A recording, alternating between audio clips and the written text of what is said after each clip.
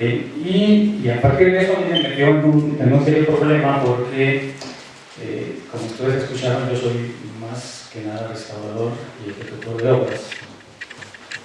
Y de eso pues ya tengo pues, un montón de años.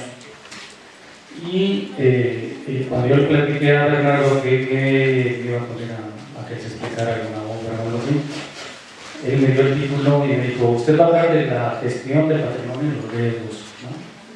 Entonces yo me quedé con el ojo cuadrado y dije, ¿por dónde voy a empezar? ¿No? Y todos estos meses estuve pensando, ¿y de qué diablos voy a hablar? El diablo. Me dicen el diablo, entonces dije, voy a ver a mí mismo.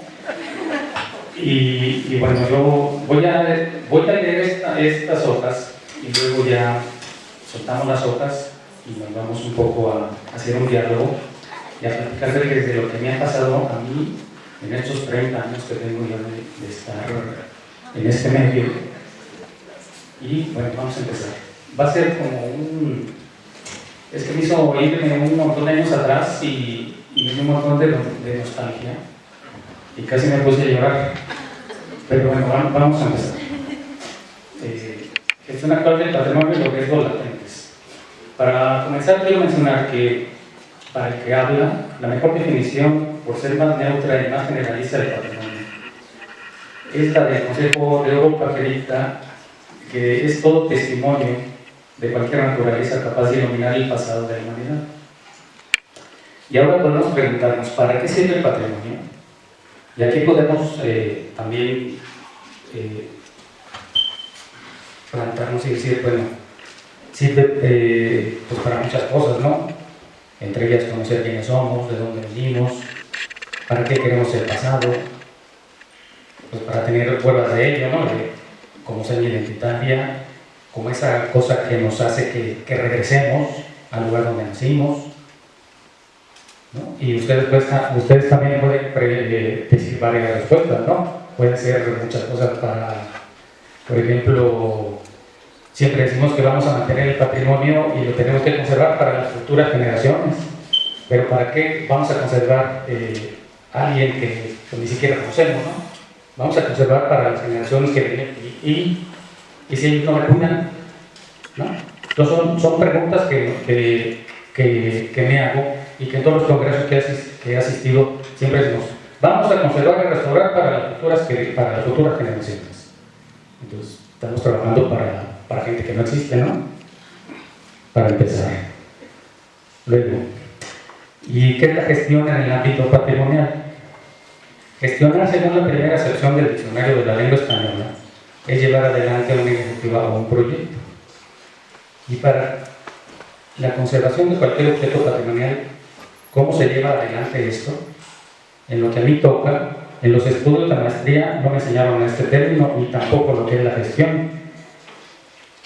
Bueno, pues una vez concluidos mis cursos de maestría, yo muy animoso me fui a buscar trabajo en la recién creada Dirección de Restauración de la Secretaría de Obras Públicas del Estado, y en ese entonces el director me comenta, pues fíjate que si hay una obra por hacer, pero vas a tener que ir a la comunidad donde se solicita esta intervención a realizar gestión y trabajo social para realizarlo. Este fue mi primer contacto con la palabra gestión en el tema de patrimonio. ¿Y qué tuve que hacer? Pues ir a la comunidad a dialogar con la persona más interesada en que se preservara lo que quedaba de un tramo de un antiguo acueducto que elevaba las aguas del río Lerma en la comunidad de Santa Ana Pacuel, municipio de Pénjamo. Por cierto, en ese entonces el viaje se me hizo eterno. Y sí, hablé con una señora a la que encontré después de preguntar por ella a los lugareños y una búsqueda entre unas casas ubicadas entre la carretera y una línea de un muro de calicanto que a la lejanía llegaba al río. Del nombre de la señora ya no me acuerdo, pero era una persona muy entusiasta y muy comprometida con su idea de conseguir que la gente no se siguiera llevando a pedazos lo que quedaba del viejo acueducto y una cisterna de elevación del agua del mencionado afluente, ya que a decir de sus abuelos y padres, esto le platicaba de la importancia que tuvo en su tiempo para la comunidad este sistema de transportación de las aguas a las zonas de cultivo. Una vez que la contacté, no dejaba de mencionarme lo que para ella y su comunidad representaba que este tramo de productos se mantuviera en pie, de lo que vivió allí cuando era pequeña, de sus recuerdos, cuando sus padres la llevaban a ese sitio, de ese arraigo, de sentirse pertenecer a ese pedazo de tierra y hacer todo lo posible porque eso perviviera. Con un levantamiento de planta arquitectónica del sitio que me dieron, y con lo que me hizo conocer del acueducto en el impulsor del proyecto y con mis conocimientos muy pocos en materia de restauración, es como sin saberlo realicé mi primer proyecto de gestión del patrimonio cultural y que después de un tiempo supe que en él había incluido los siguientes aspectos: el conocimiento del bien patrimonial, el planear cómo intervenirlo, el controlar lo que se debe no hacer o lo que sí, y una vez terminados los trabajos, informar lo que se hizo. Bien, en mi segunda experiencia con la gestión, yo trabajé después de ese proyecto, me dieron otros proyectos, lo realicé, y hubo un momento que dije, bueno, ¿y qué voy a hacer, no? Con mi vida. Segunda experiencia. Después de trabajar en el medio de la conservación arquitectónica, durante un tiempo me inquietó saber que se estaba realizando en otras partes fuera del país en cuanto al tema del que nos toca hoy hablar. Así que con los pocos ahorros del trabajo de 2 años y con el gran apoyo de mi esposa, me inscribí en el máster de restauración y rehabilitación del patrimonio en la Universidad de Alcalá de Henares, en Madrid. Estando en esta institución, el director nos motivó a participar como amigos de la Asociación para la Recuperación del Convento de la Iglesia de las Cléricas de San Juan de la Penitencia, llamada Las Juanas. ¿De qué se trataba esto? Pues se trataba de un proyecto de gestión para reconstruir y restaurar una cúpula de dicho convento, para lo cual la asociación imprimió papeletas o billetes donde se personalizaban los nombres de los donantes que apoyaron esta iniciativa y además podían ir al convento a conocer más de cerca el proyecto. Esto me pareció muy interesante. Pero ¿cómo es que este esquema no se utilizaba en mi país? Después comprendí que la idiosincrasia y el sistema no lo permitían. En este curso fue donde formalmente me introdujeron al tema y supe que la gestión del patrimonio es todo un conjunto de actividades destinadas a su protección. Dentro de este conjunto de actividades están el conocer, planificar, controlar y difundir lo que yo había hecho en el acueducto. El que no conoce no aprecia. En este apartado entran las tareas de inventarios y catalogaciones de los bienes inherentes al patrimonio. La planificación se realiza con el fin de prevenir problemas y evitar intervenciones innecesarias o duplicidad de trabajos. Por ejemplo, que 2 dependencias de distinto nivel de gobierno trabajen en el mismo bien con el mismo fin, o poder planificar la correcta inversión de recursos. Controlar, que se refiere a hacer cumplir con las normas o las leyes para que el bien permanezca, evitando su intervención sin autorización. Y hacer difusión de lo que se realizó para preservar este bien. Necesito un vaso de agua, por favor. Bien, entonces, como ustedes ven, pues son muchas preguntas que me he estado haciendo durante esos años, ¿no? Y ahorita que tomo agua, porque traigo la boca muy seca, vamos a seguir leyendo.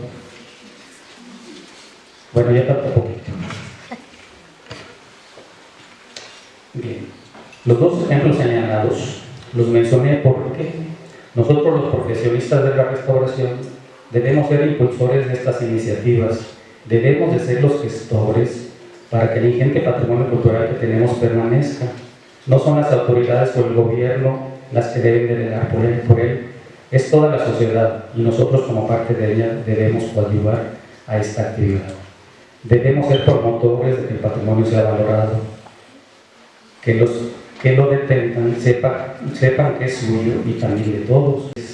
Esto puede y debe transformarse en un generador de desarrollo y detonador del lugar donde se ubica, que es un elemento importante de identidad y conglomerante de los habitantes.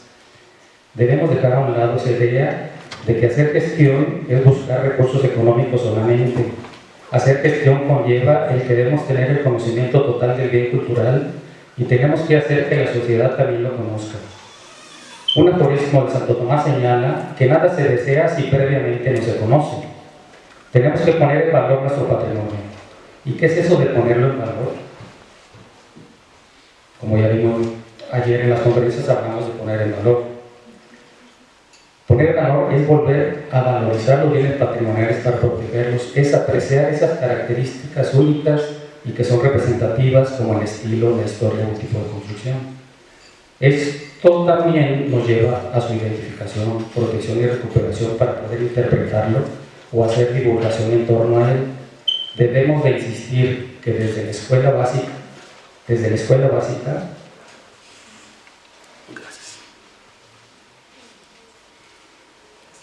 se inculque la educación de cultura patrimonial. En las escuelas es donde se nos tiene que enseñar qué es y cuál es nuestro patrimonio cultural.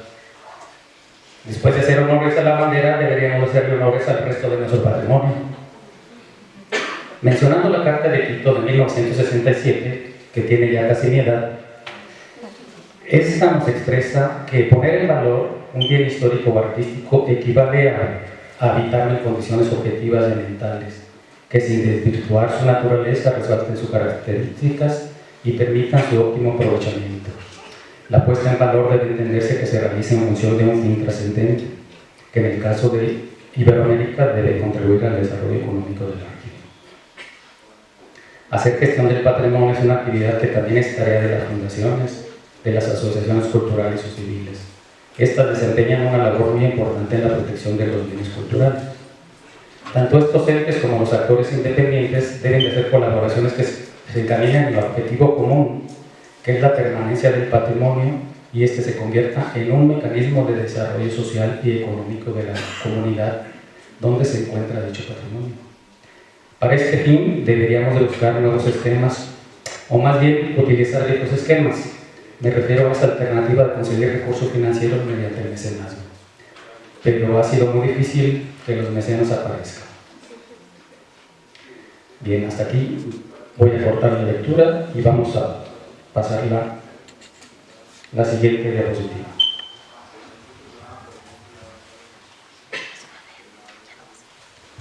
Bien, entonces patrimonio. La definición del patrimonio es la que aparece ahí, ¿no? Ya no se lo voy a volver a leer, porque ya se las dije. Pero esa diapositiva es el famoso producto, mi primera obra de restauración que hice en el siglo pasado. Entonces, lo que a mí me inquietó, bueno, yo siempre he sido muy entusiasta y no me dicen el tejado. Entonces, estuve luchando mucho por hacer esa obra, y esa obra haciendo, bueno, yo estaba haciendo gestión sin saber qué estaba haciendo, ¿no? Entonces, no nada más el buscar recursos, el ir a ver al que va a poner el dinero, que al final el que va a poner el dinero somos nosotros mismos, porque son nuestros impuestos, y el dinero está allí, ¿no? Entonces, cuando Renano me dijo, vas a hablar de gestión, pues dije, pues sí, toda mi vida he hecho gestión porque he hecho proyectos de restauración, muchos de los cuales no me han pagado, pero sí he ejecutado, ¿no? Entonces, una cosa compensa con la otra. Ayer hablábamos de la profesionalización de la actividad de restaurador, y bueno, en mi caso yo he hecho proyectos y que me he cobrado, como les digo, pero la satisfacción de haber hecho la obra me ha dejado mucho más que lo que económicamente haya recibido. Entonces, este proyecto, vamos, la señora Era una señora de esas señoras que están a duro y dale, como que querían que ese pedazo de acueducto siguiera aquí porque no, ya no encontré más fotos, pero se lo estaban quemando, lo tenían como cantera, ese acueducto lo tenían como cantera para hacer cimentaciones de las casas pegadas al acueducto. Y ellos también sin saberlo nos estaban dejando la evidencia de los niveles del acueducto. Entonces, este primero fue un nivel de acueducto, este fue otro nivel de acueducto y este fue otro nivel de acueducto. Entonces, como fue creciendo la población, fueron subiendo el nivel del acueducto para llegar más lejos y regar más tierras. Entonces, con todas estas pláticas que hemos tenido desde ayer, nos damos cuenta que los edificios nos hablan, ¿no? Entonces, ese pedazo de muro nos decía y nos dice todavía que la población, y hoy también, seguimos creciendo, ¿no? Entonces, la demografía de esa época subía y subía, y mientras más subía, pues tenemos que subir más el acueducto. El acueducto y una caja de elevación de aguas. Entonces, yo me hago siempre un montón de preguntas, y una de ellas es estas: ¿para qué sirve el patrimonio? Y ustedes, lo que les comentaba, ustedes van a tener la respuesta, ¿no? Van a haber muchas respuestas, pero la única y auténtica es la que ustedes digan. Sí, la que sigue. Bernardo. Ahí está, ¿no?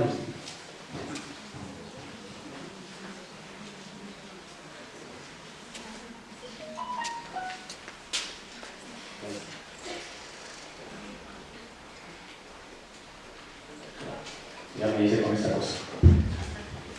Entonces, ¿qué es gestión? Pues llevar adelante una iniciativa o un proyecto. ¿Cuál es el proyecto? Pues el que sea, ¿no? El que sea, tenemos que poner todo el empeño, todos nuestros conocimientos, y tenemos que ir a ver a quien sea para lograrlo, ¿no? En ese caso, a mí me tocó llevar a la señora, hablar con gente de la comunidad.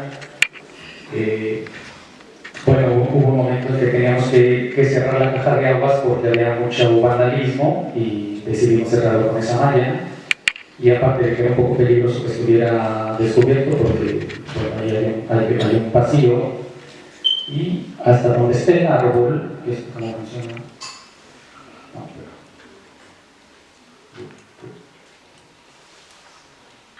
donde esté este arbolito, hasta aquí llegaba el acueducto, pero encontramos restos del acueducto hasta la carretera. De aquí a la carretera son unos 500 metros. Entonces a mí me sorprendió mucho la insistencia de la señora. Al fin logramos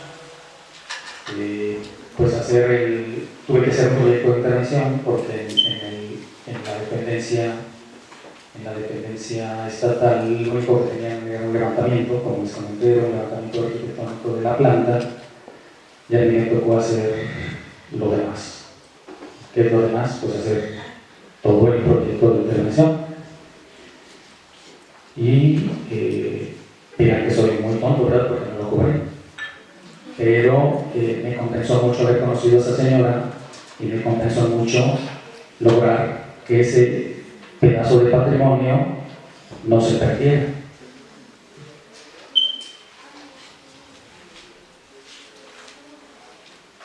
Bien.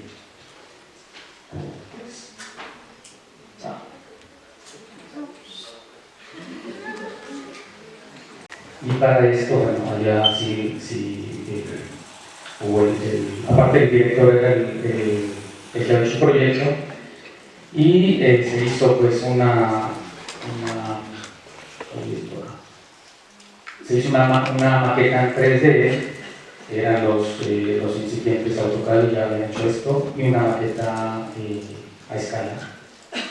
Entonces nosotros tenemos que estar convenciendo a la gente, visitando oficinas de la universidad, en la calle, vendiendo los famosos billetes para la restauración de la cúpula de las Juanas.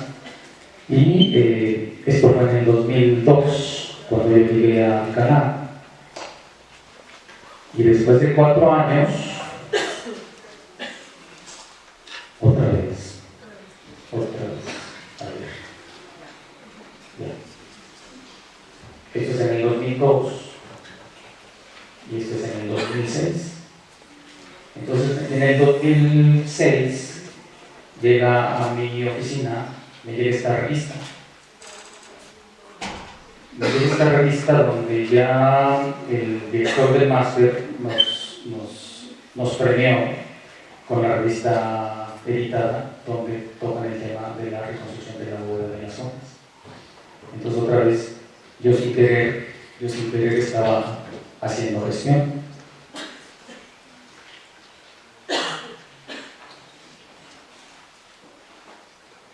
Bien, vamos a poner en valor, me decían, vamos a poner en valor este edificio. Pues sí, está bien, pues vamos a poner en valor y dice tanto nomás, nada se desea si previamente no se conoce. Este edificio es el origen de la riqueza de Guanajuato. Es de la famosa boca mina de Valenciana, que se encuentra en el poblado del mismo nombre.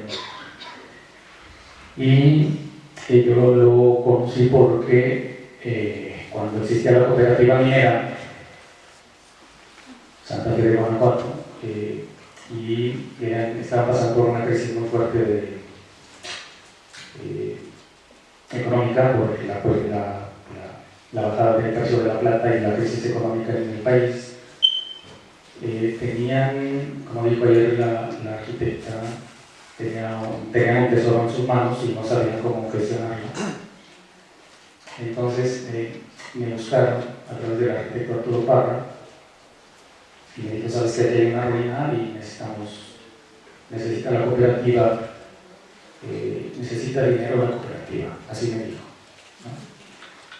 Entonces lo que yo le propuse tanto al arquitecto Parra como al ingeniero, no me acuerdo cómo se llamaba porque estaba chiquito. Sí, ya de muerto porque hace mucho que no lo veo. Entonces, y no me avisaron. Entonces, ¿cómo le vamos a hacer? ¿O qué vamos a hacer aquí? No, pues quiero una visita, que la gente llegue y que se meta a la mina y nos podemos poner unas maquetas en los espacios y luego allá donde están los maizales ponemos los baños y me estuvieron platicando su proyecto, porque lo que querían, y con las entradas pues podemos, pues con lo que salga de las entradas, pues ya como ya la cooperativa estaba a punto de desaparecer, pues mantener lo poco que quedaba de ella, ¿no? Al final llegan los canadienses, compran la cooperativa, se hacen más ricos y la cooperativa decide utilizar el lugar. Les presento un proyecto de restauración y un proyecto económico que incluía unas corridas financieras donde desglosábamos cuánta gente iba a llegar, cuánto iba a cobrar el boleto, íbamos a poner una cafetería, íbamos a poner las visitas de los espacios, pero también íbamos a hacer la bajada al subsuelo y al final me pagaron el proyecto, sí, pero la obra la ejecutó la misma cooperativa. Y la misma cooperativa techó esta parte, a su entender. Años después volví y si ustedes van, tuvieron que reforzar las viguerías con las viguerías de madera que ellos pusieron con unas vigas de acero, ¿no? Luego el filo de respiración de la mina que se había caído, yo proponía reconstruirlo. Y no lo reconstruyeron, lo dejaron así. Los baños que iban a estar acá los pusieron al frente y ahora de vez en cuando hacen fiestas en estos jardines. Y después de que hemos hecho un proyecto de corridas financieras, un proyecto económico, pues echaron todo a la basura, ¿no? Entonces, pues yo otra vez lloré, porque todo ese trabajo de convencimiento al ingeniero Villanueva, se llamaba, el ingeniero Villanueva, le comenté y le hice entender de los beneficios que tenía restaurar bien el inmueble y toda la disposición de entradas, de cuánto costaría, de las inversiones que ellos tenían que hacer, que eran muy pocas, pero se recuperaban muy rápido. Eso fue la famosa corrida financiera. Que yo no hice, hizo mi mujer, porque ella es la que sabe del asunto, y fue mi tema de tesis, aparte. Este proyecto fue mi tema, porque me estoy acordando, fue mi tema de tesis, y allí en mi tesis pueden ver todo lo que hicimos para poner en valor la antigua boca mina de la Valenciana. Y si ustedes van, pues les da un poquito de pena, porque no se hizo lo que se tenía que hacer. ¿Sí? Y muchas de las veces pasa eso, ¿no? Nosotros que estamos, sí, pues como dijo el chavo, sin querer queriendo estamos haciendo gestión y ya cuando se pone uno a recordar eso, pues es que a veces dan ganas de llorar.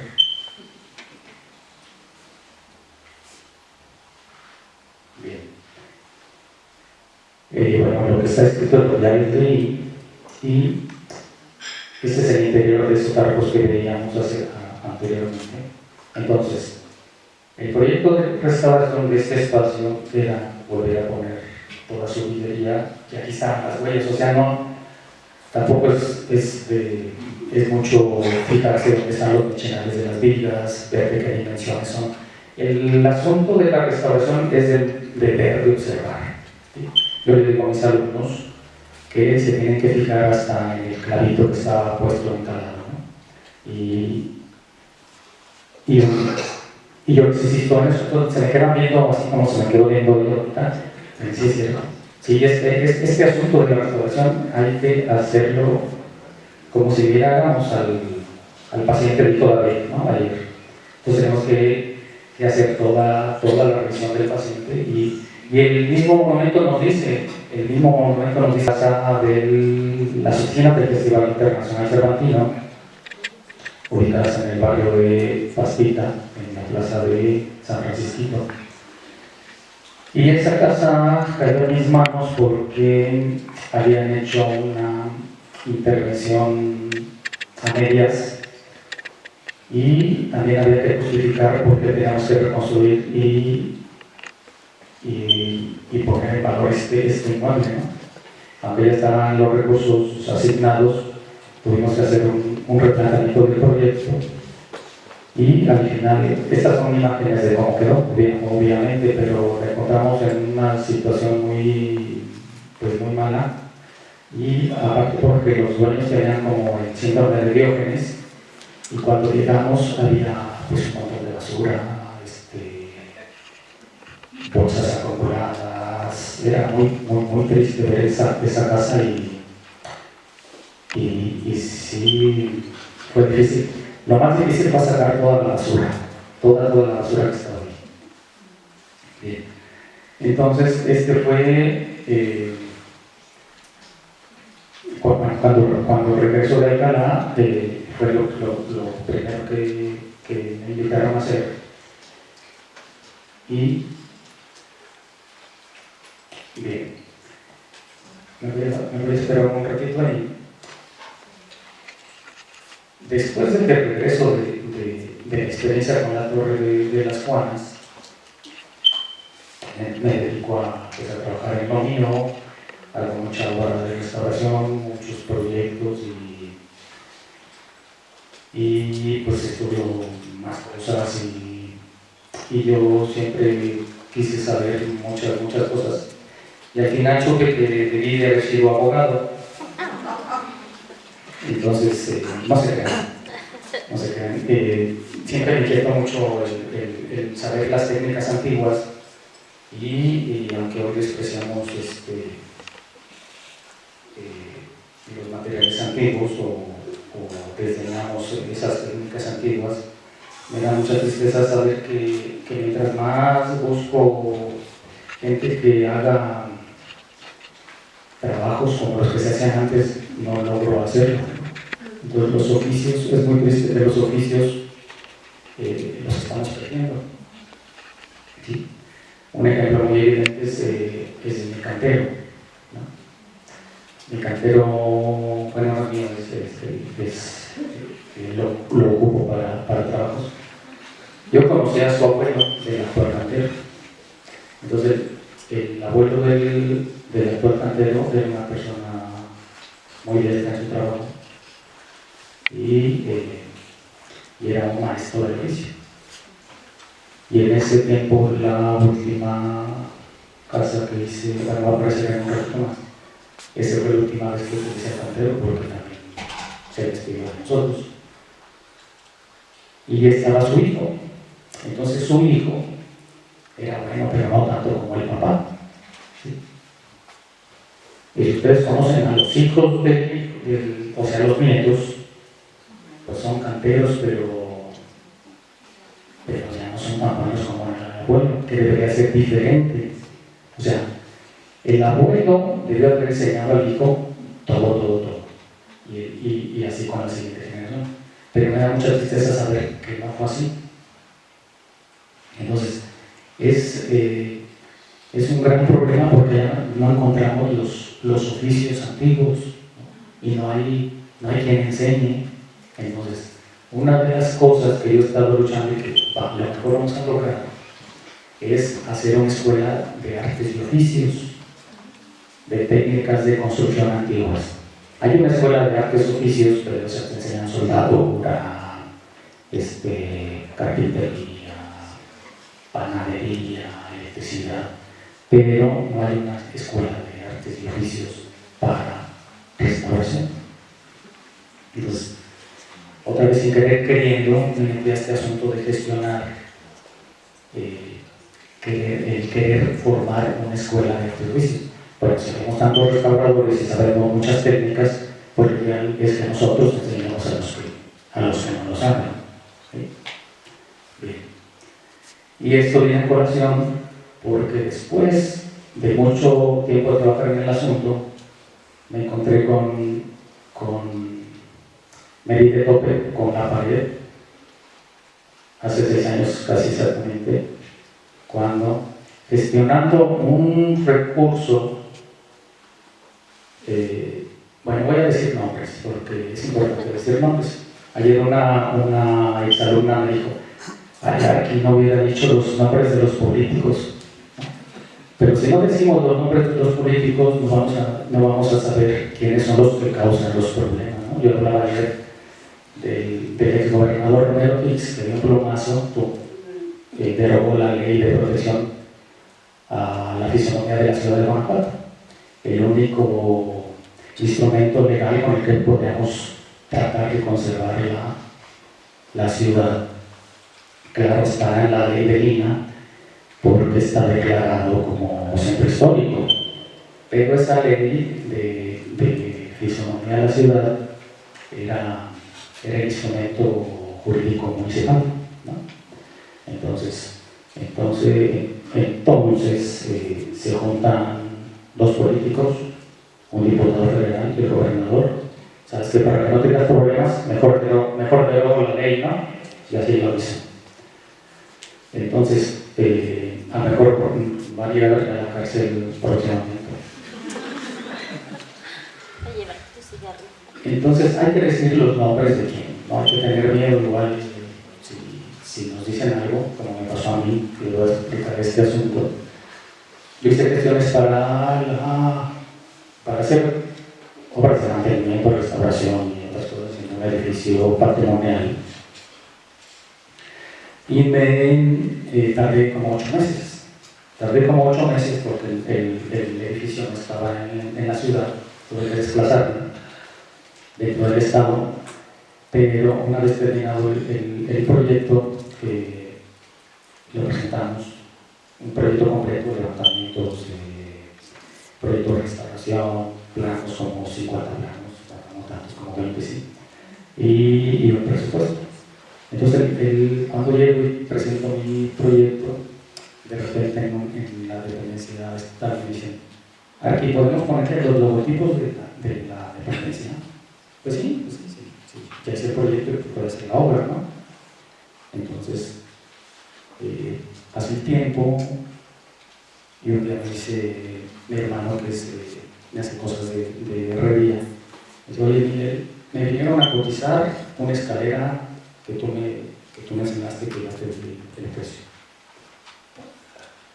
Entonces me la solí, dicen que sabe más el diablo por diablo. Pues sí. Entonces me fui a la dependencia estatal y les dije: oye, ¿sabes qué? Que este proyecto es mío y tú ya se lo diste a alguien para que ejecute la obra. No, pero ya no puedo hacer nada. No me dice uno de ellos: no puedo hacer nada. Oye, pero el proyecto es mío, el presupuesto. Mira, hasta los errores de dedo están aquí, ¿no? O sea, este es tu copia y este es mi original. Habíamos quedado que iba a hacer la obra. No, pero yo no puedo hacer nada. Entonces, no pude hacer nada, me fui a la oficina y hice una cartita a dirigir al secretario de la República. Y como los 2 días me llama el subsecretario y me dice: oye, arquitecto, usted nos mandó una carta, necesito que venga. Entonces llego y me dice: ¿sabe qué? Su carta no se la voy a pasar al secretario. La carta la voy a dejar aquí, pero su carta es muy fuerte. Yo nunca les dije corruptos, ¿no? Así con esas palabras yo nunca les dije corruptos. Entonces le habla al que me dijo que yo lo hiciera como quisiera. Llega y me dice: a ver, siéntate. Y dice: el proyecto se lo vas a dar al arquitecto. ¿Y qué voy a hacer con el otro contratista? ¿No? Dice: ya tenían su empaque, no, o sea, ya habían dado el proyecto al contratista. Dice: ¿y qué voy a hacer con el otro contratista? Entonces, ¿qué contesta? Pues darle la obra, ¿no? Bien, entonces esa obra pues ya la ejecuté, terminamos nuestra obra. No, Patricia, por aquí. No, Patricia, por aquí, te ponemos supervisora. Terminamos esa obra, estoy hablando del año 2014, y pues ya terminamos. Luego regresé: ya terminamos, arquitectos, le vamos a... ¿qué sigue? No, pues mando otra. Y invitamos un concurso a fin de año. Descalificado porque no presentó su cédula de profesional. Entonces, desde entonces estoy pecado en esa dependencia 3, que ya voy a cumplir 6 años. Y en esos 6 años, pues, pensaráis el funcionario que me estoy poniendo de hambre, ¿no? Igual y sí. En ese intermedio de castigo, obviamente pensan que no había obra, pero el año antepasado hicieron la restauración de como de 40 templos, de 30 templos. No sé cuántos fueron, pero le digo entre comillas restauración porque fueron trabajos de iluminación. Y lamentablemente me tocó ver una obra que estaba supervisando para otra institución, y estaban usando cemento en las cúpulas, y el supervisor de esa dependencia, pues bien, gracias, ¿no? Bien, entonces en ese intermedio yo llego a esta asociación, a Guanajuato Patrimonio de la Humanidad, y la culpable de que esté allí es esa Becerril, ¿no? Entonces, en ese intermedio hacer unos proyectos para la convocatoria de Foremova. La han de conocer, ¿no? Sí, que levante la mano y que no conozca qué es Foremova. La convocatoria de Foremova. ¿Quién la conoce? ¿No? Sí. Es un... ¿Quién preguntó? Bueno, el que preguntó es un programa federal para la restauración de edificios de la federal. Es la convocatoria nacional que se hace como en abril. En enero, desde enero, y los resultados lo dan como en abril, ¿no? Se supone que en julio sale el resultado, pero como en noviembre están diciendo de que no. Entonces, me invitan a hacer el proyecto de Foremova, ganan unos, escogen mis proyectos y hacen una obra para esta dependencia, para una asociación civil que se llama Bajo Patrimonio, que acaba de cumplir también 30 años, ¿no? 30 años de estar en el ajo, como decimos, y tiene la misma edad que yo como profesional. Entonces, estamos ahí, hacemos la obra, no me acuerdo cuáles fueron, pero terminamos. ¿No? El Tajo de Juntas de Líder, trae una diapositiva, es que tenía un montón de fotos, pero no se puede al final qué era. Esa obra del Tajo era una cúpula, es un templo que no tenía cúpula, entonces la gente decía que le pusiéramos la cúpula, como decía el arquitecto hace rato, ¿no? ¿Y por qué le vamos a poner la cúpula si no la tuvo nunca? ¿No?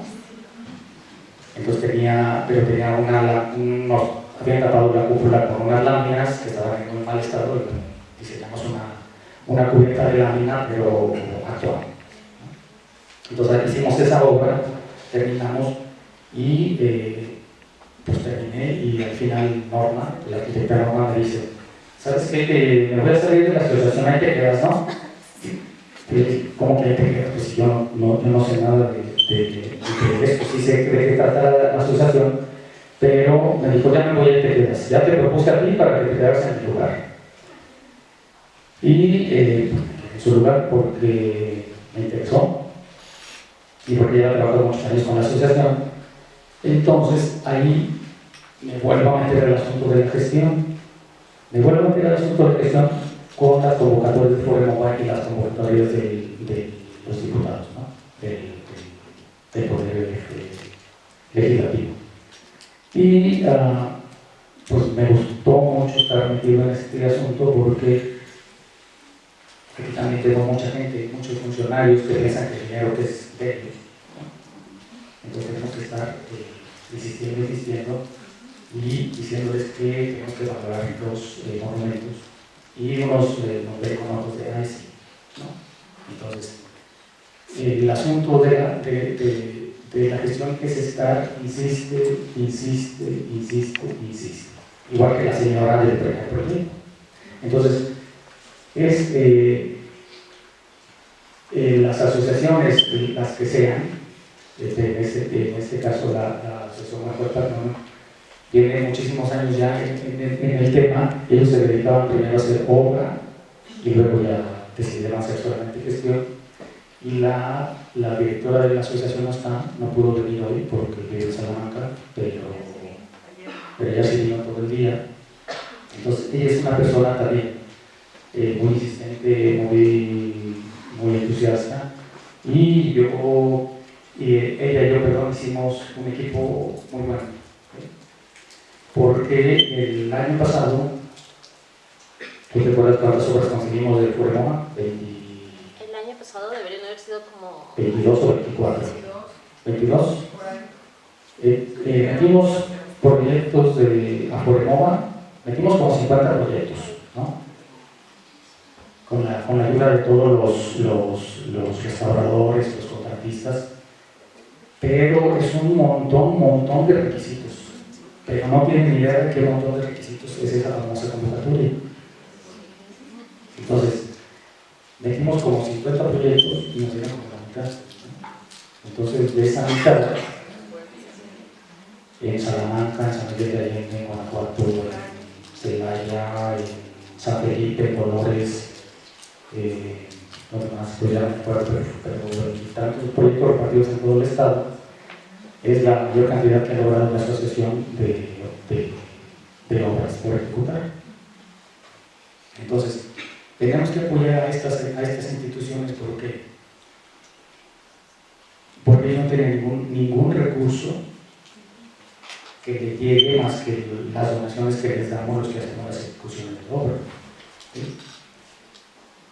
Entonces, hablando del mecenazgo, como decía, yo no he encontrado ningún mecenas. Hemos ido a hablar con mucha gente, pero sí, perdón, ya encontramos uno. Encontramos un Rangel de Alba que nos dio un dinerillo para un terreno en Guanajuato y es el único que ha aportado, ¿no? Entonces, es un milagro que estas asociaciones estén porque vive casi de la limosna, francamente, de lo que les damos, porque no tienen recursos, están, y es un equipo más que un equipo grande, pero es un equipo muy trabajador. Yo me di cuenta, yo estuve trabajando con ellos un año, después me despidieron.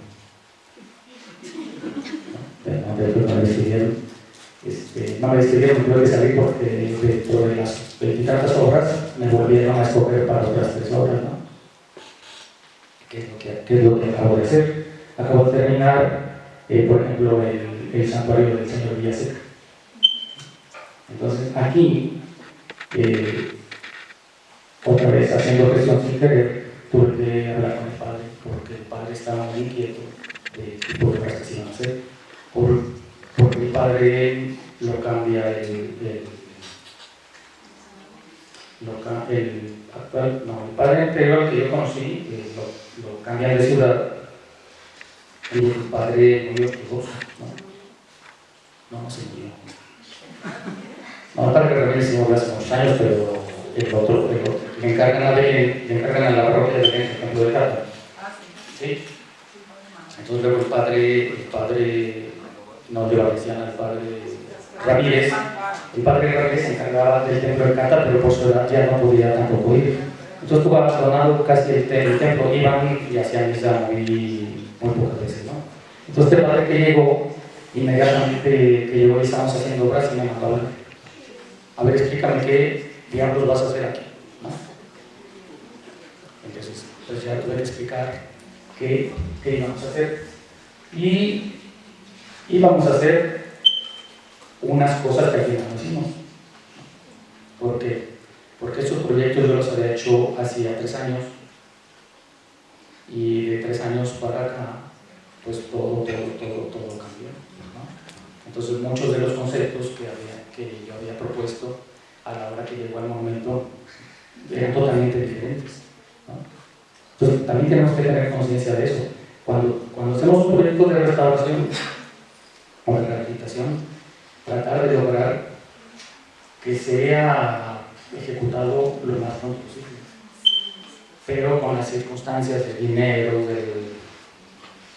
de los cambios de gobierno y estas cosas, se fue y llegamos hasta 3 años. Como digo, la convocatoria de Foremova fue, esta ejecución fue el año pasado, nos dieron el dinero hasta noviembre del año pasado, y consiguiendo permisos, haciendo las renovaciones de los permisos, que el INAH no los sacaba pronto. No te creas.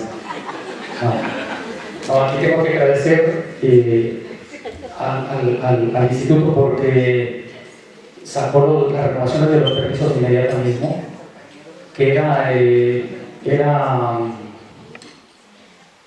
urgente que tengamos, porque no podemos empezar la obra, los permisos ya habían caducado, entonces tuvimos que hacer la renovación de los permisos y el arquitecto decía ayer alguien decía no, que qué bueno que estaba ahí.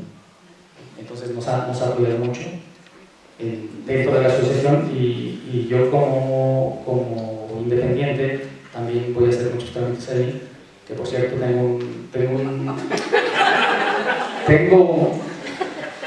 permiso pendiente desde hace un año. Y este permiso también desde hace un año ha sido también también un asunto de gestión que sin querer queriendo se ha dado, ¿no? Entonces, y ahí está incluido solamente un murito como en el acueducto, está incluido ahí, pero ha sido un año de trabajo de ellos y mío con el cliente, ¿no? No es un cliente voraz como los que hablábamos ayer, pero es un cliente afín. Y ha habido una comunicación, llevamos un año de estarnos echando pelota, ahora también esto, ahora también aquello, pelota para allá, pelota para acá, pero ha sido necesario, ¿no? Esto de la gestión es que hay que estar ahí con las dependencias, sigue, y en este caso es un año de trabajo, ya cumplimos un año en noviembre, desde que tomé el proyecto, pero ha sido necesario, ¿no? Sí. Y al mismo tiempo hemos encontrado y descubierto muchas cosas del edificio. Entonces vamos a hacer parte de la vida. Entonces, este tipo de asociaciones tenemos que apoyarlas. No sé, algún día somos funcionarios y a tratar de apoyarlos, ¿no? Porque es un esfuerzo enorme que se hace por salvar el patrimonio.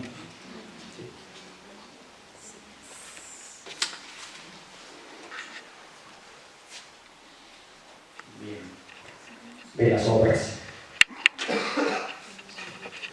Desde que también hacemos gestión de las obras, ¿no?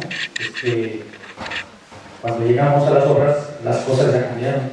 Entonces tenemos que replantear el proyecto y volver a hacer gestiones, en este caso gestiones de aprobación de proyectos, de cambio de conceptos.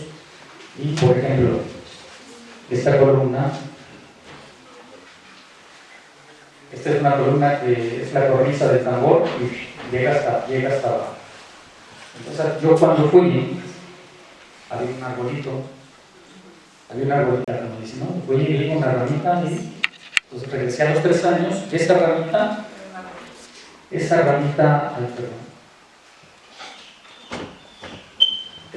tronó 1, 2 atrás, 3, 4, como 10 piezas de tambor.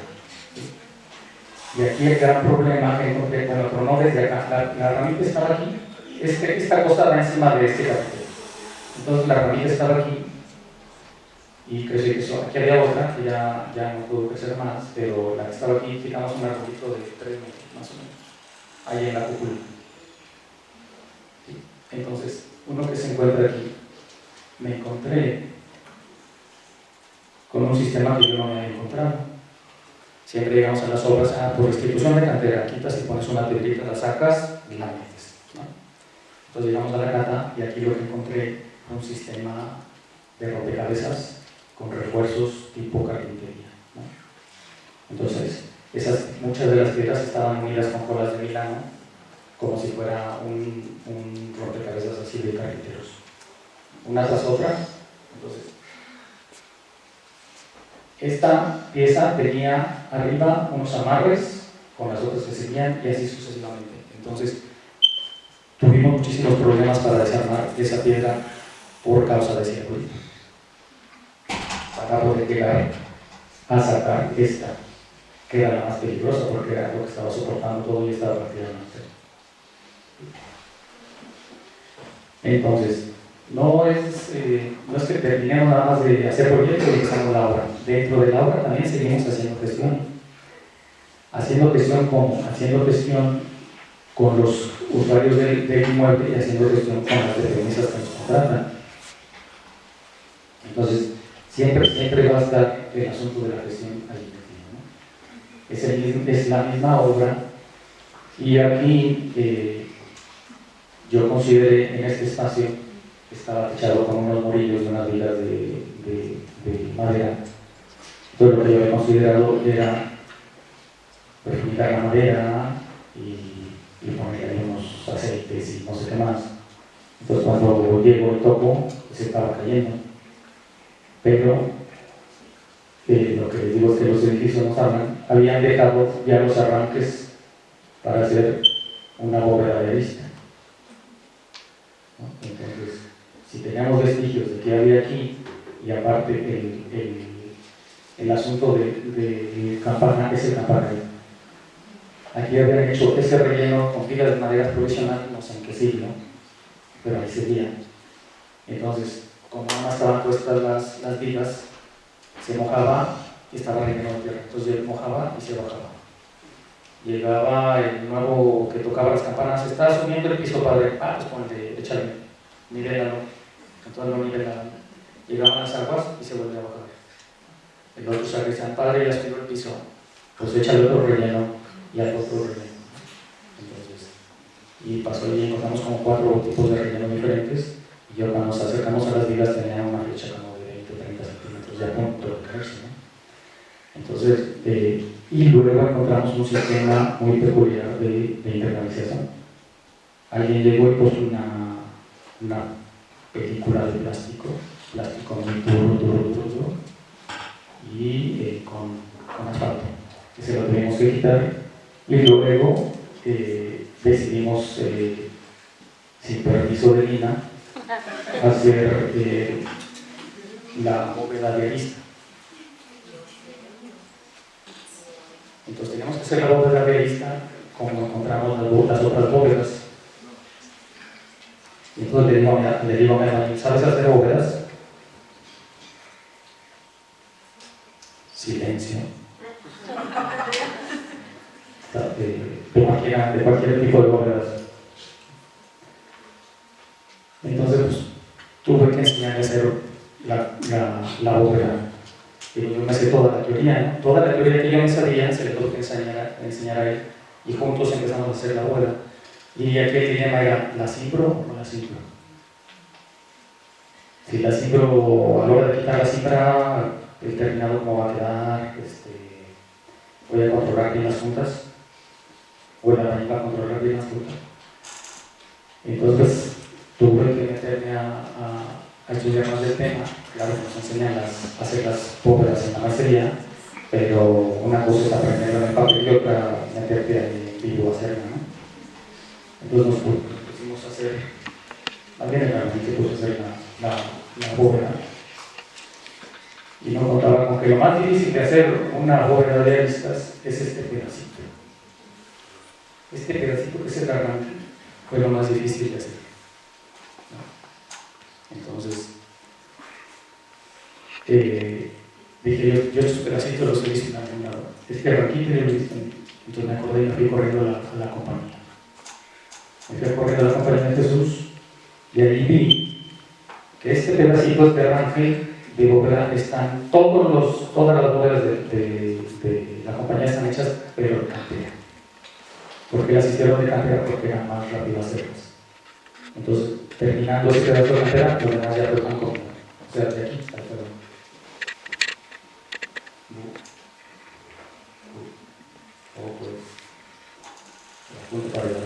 Entonces, lo más difícil era hacer este pedacito.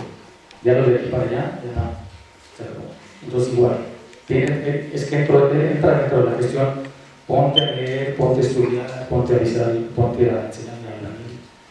Oiga, que hubiera contratado un bovedero, ¿no? Hubiera contratado un bovedero y el costo, los bovederos son ricos, ¿no?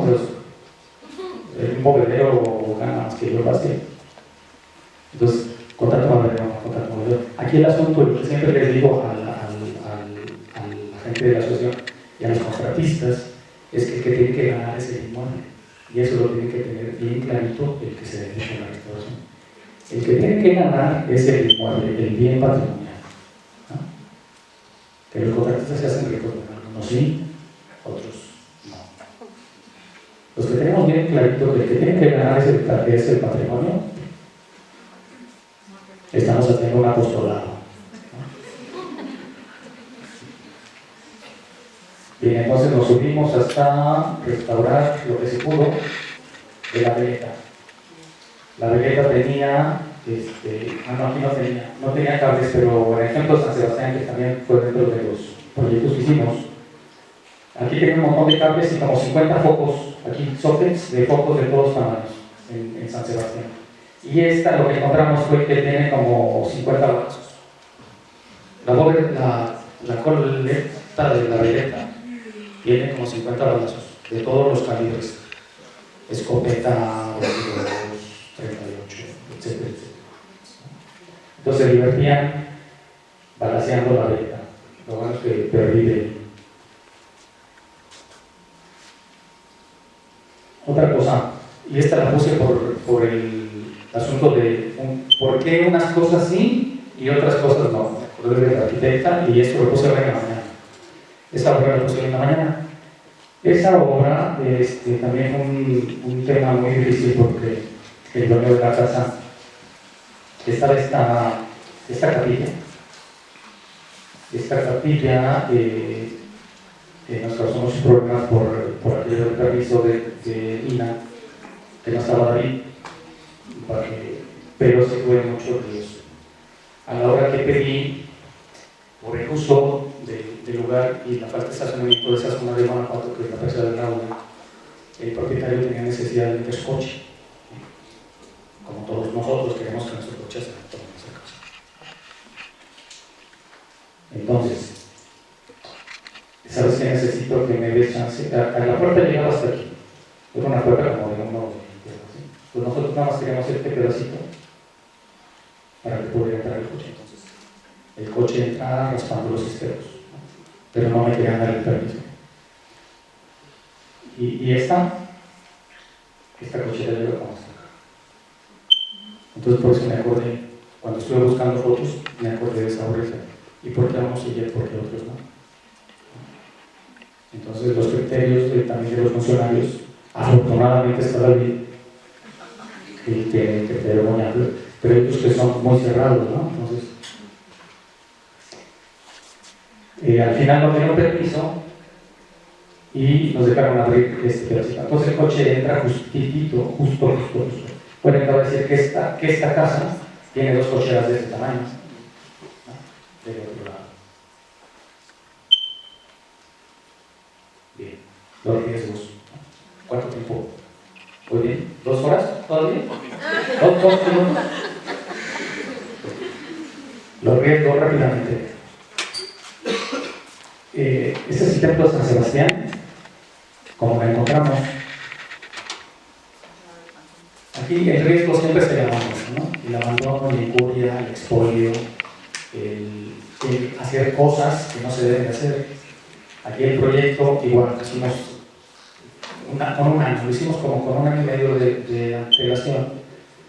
Y a la hora que llegamos, el padre ya había pintado todos los muros del panteón antiguo de Lírica.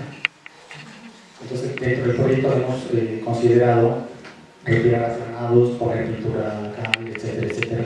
Entonces, al padre le dijo al ayudante, ¿sabes qué? Te pinta los muros del panteón. Y así lo hizo.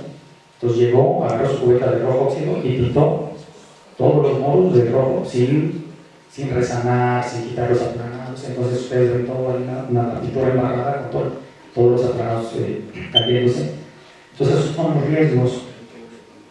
Los riesgos es la falta de cultura, de educación. Y estoy hablando a Carla, habló conmigo para ver si le damos un curso a los curas que tienen a su cargo bienes patrimoniales, ¿no? Entonces en eso estamos y le digo a Carla, oye, ¿y yo qué voy a ganar? Ella está en su asociación, ella tiene su sueldo y todo, y yo ya estoy fuera de la asociación. Yo le digo, ¿yo qué voy a ganar? ¿No? Entonces ganar el cielo, es que ya me lo ganaron muchas veces. ¿De diablo? Sí. Sí, hay que hacer el apostolado. El diablo siempre es apostolado. Deberías de contar lo de Peregrina, de que el padre que Lo de Peregrina, sí, qué bueno que se acordó. Esto del tema del padre, porque los riesgos son, muchas de las veces son los mismos curas, ¿no? Que mandan a hacer cosas que ellos creen que se deben hacer. Entonces, el tema de Peregrina fue un tema que hicimos un año cortado. Ese edificio teníamos problemas y al final encontramos una solución. Y en el intermedio, el cura, terminamos la losa, terminamos los entortados, los bolillos y todo. Yo regresé como a las 2 semanas. Regresamos a la hora.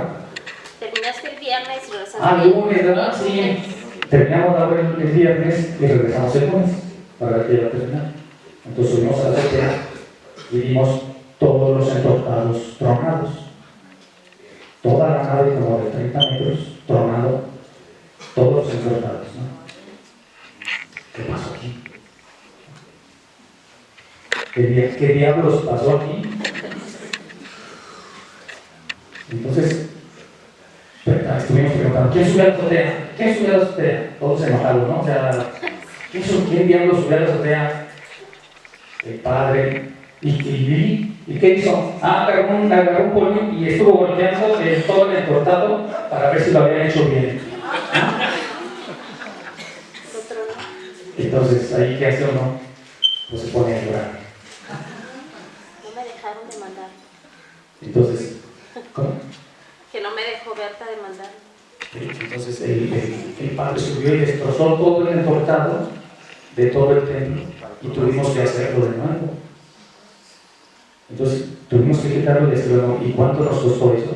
Pues un montón. Y el padre dijo, es que no estaba bien hecho.